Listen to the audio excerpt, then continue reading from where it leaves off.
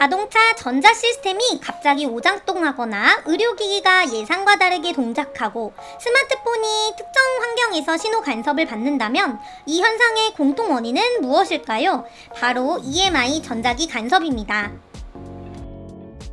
이번 영상에서는 니골이 알려주는 스펙트럼 분석기엔 RF, 리스펙의 RF 교육 시리즈의 22번째 주제로 EMI의 기본 개념과 EMC, 컨덕티드 EMI와 라디에이티드 EMI, 그리고 EMI 측정에서 중요한 쿼즈피크 디텍터의 개념까지 함께 알아보겠습니다. EMI는 일렉트로마그네틱 인터퍼런스의 약자로 전자기 간섭을 의미합니다. 쉽게 말해 하나의 전자장비에서 발생한 원치 않는 전자기 신호가 다른 장비의 정상 동작을 방해하는 현상입니다. 실제로 EMI는 SMPS와 같은 스위칭 전원, 디지털 클럭, 고속 스위칭 회로에서 자주 발생합니다.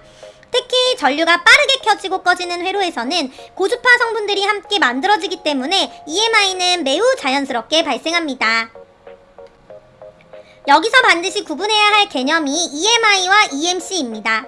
EMI는 간섭 자체, 즉 문제를 의미합니다. 반면 EMC는 일렉트로마그네틱 컴패티빌리티의 약자로 전자기 환경 속에서도 장비가 문제없이 공존하고 정상적으로 동작할 수 있는 상태를 의미합니다.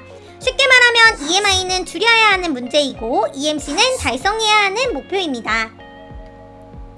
EMC는 크게 두 가지 방향으로 볼 수 있습니다. 첫 번째는 에미션입니다. 이는 장비가 외부로 내보내는 전자기 노이즈를 의미합니다. 두 번째는 이뮤니티 또는 서셉티빌리티로 외부에서 들어오는 전자기 노이즈에도 장비가 정상 동작할 수 있는 능력을 의미합니다.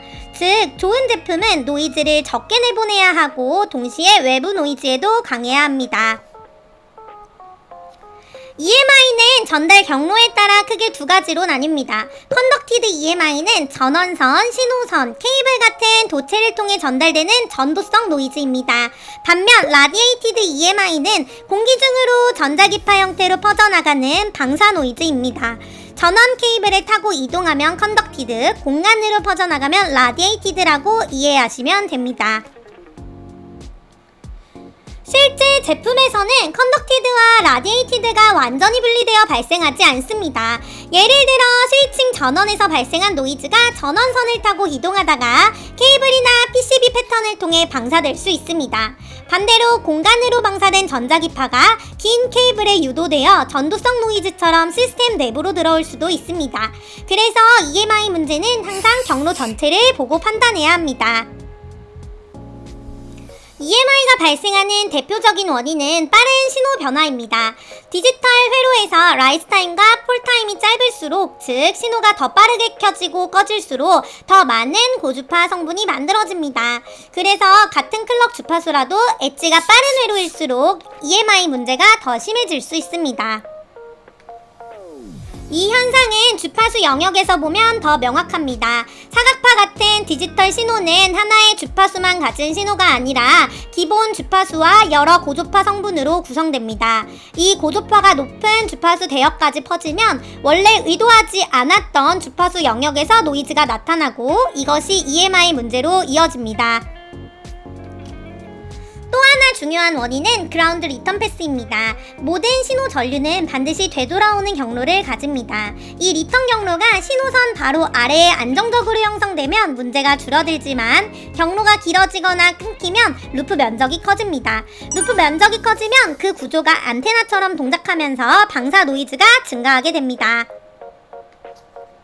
RF 관점에서 보면 중요한 사실이 있습니다. 모든 디지털 신호는 결국 주파수 성분을 가진 RF 신호입니다.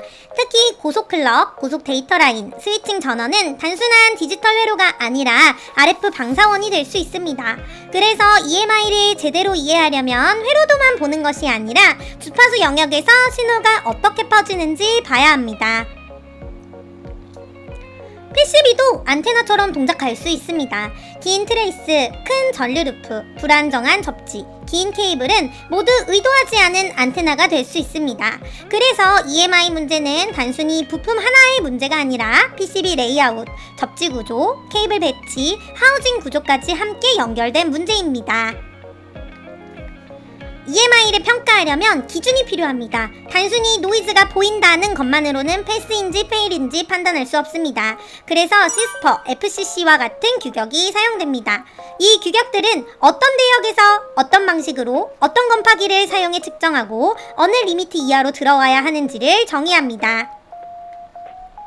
여기서 EMI 모드가 필요한 이유가 나옵니다. 일반 스펙트럼 분석기 모드에서는 신호를 빠르게 확인하고 주파수 성분을 분석하는 데 초점이 맞춰져 있습니다. 하지만 EMI 측정은 규격 기반의 평가입니다. 따라서 디텍터, RBW, 수입 방식, 리밋 라인, 측정 시간 같은 조건이 규격에 맞게 설정되어야 합니다. EMI 모드는 이런 규격 기반 측정을 더 쉽게 수행하기 위한 기능입니다. EMI 측정에서 특히 중요한 개념이 디텍터입니다. 디텍터는 측정된 신호를 어떤 방식으로 숫자로 표시할지를 결정합니다. 대표적으로 피크 디텍터, 에버리지 디텍터, 쿼즈 피크 디텍터가 있습니다. 피크는 순간적으로 가장 큰 값을 잡고, 에버리지는 평균적인 에너지 수준을 보여주며, 쿼즈 피크는 반복 빈도와 신호 지속 시간까지 반영해서 표시합니다. 쿼즈 피크 디텍터를 사용하는 이유는 실제 간섭의 체감 영향을 더 잘 반영하기 위해서입니다. 어떤 노이즈가 아주 짧게 한번 발생하는 것과 같은 크기의 노이즈가 계속 반복해서 발생하는 것은 실제 시스템에 주는 영향이 다릅니다. 쿼즈 피크 디텍터는 노이즈가 자주 반복될수록 더 높은 값을 표시하고, 드물게 발생하는 펄스성 노이즈는 상대적으로 낮게 표시합니다. 예를 들어 두 노이즈의 피크 값을 같다고 해보겠습니다. 하나는 아주 가끔 발생하고 다른 하나는 짧은 간격으로 계속 반복됩니다.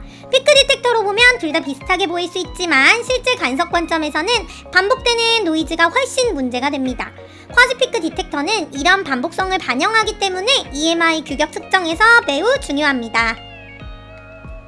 여기서 많이 하는 오해가 있습니다. 첫 번째 오해는 쿼즈 피크 값은 항상 피크보다 크다는 것입니다.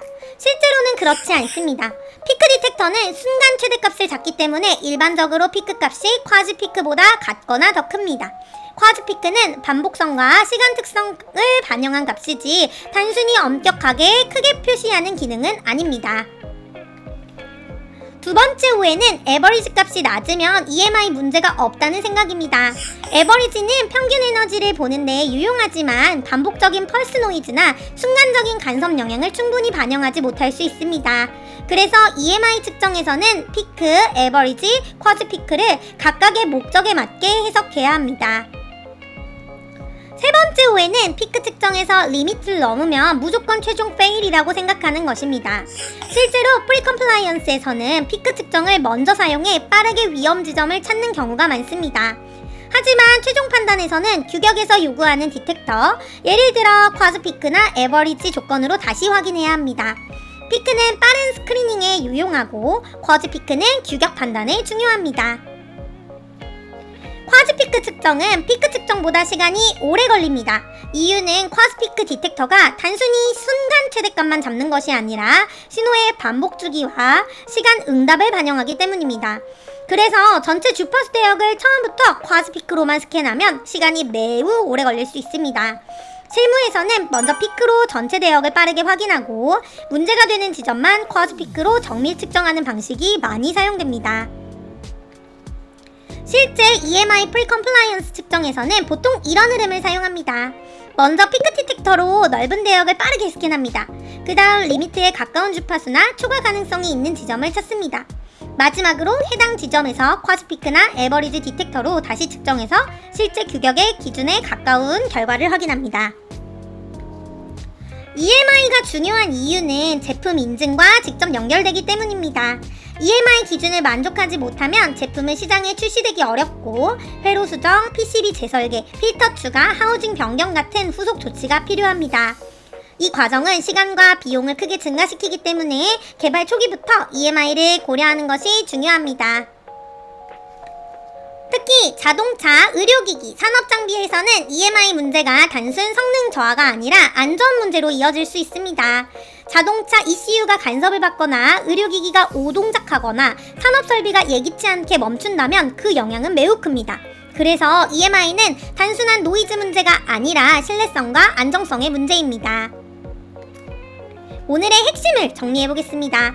EMI는 전자기 간섭이라는 문제이고 EMC는 그 문제를 제어해서 시스템이 정상적으로 공존하도록 만드는 목표입니다. EMI는 컨덕티드와 라디에이티드 경로로 전달되며 패스트 엣지, 하모니, 그라운드 리턴 패스, PCB 구조에 의해 발생할 수 있습니다. 그리고 EMI 측정에서는 쿼즈 피크 디텍터는 매우 중요합니다. 쿼즈 피크는 단순 최대값이 아니라 반복되는 노이즈가 실제 시스템에 주는 영향을 반영하기 위한 디텍터입니다. 피크는 빠른 스크리닝, 에버리지는 평균 에너지 확인, 쿼즈 피크는 규격 판단에 중요한 역할을 한다고 이해하시면 됩니다. 다음 강의에서는 실제 EMI 모드에서 피크, 에버리지, 쿼즈 피크 디텍터를 어떻게 설정하고 리밋 라인과 마진을 어떻게 해석하는지 실습 중심으로 자세히 알아보겠습니다. RF 교육 시리즈가 도움이 되셨다면 구독과 좋아요 부탁드립니다. 감사합니다.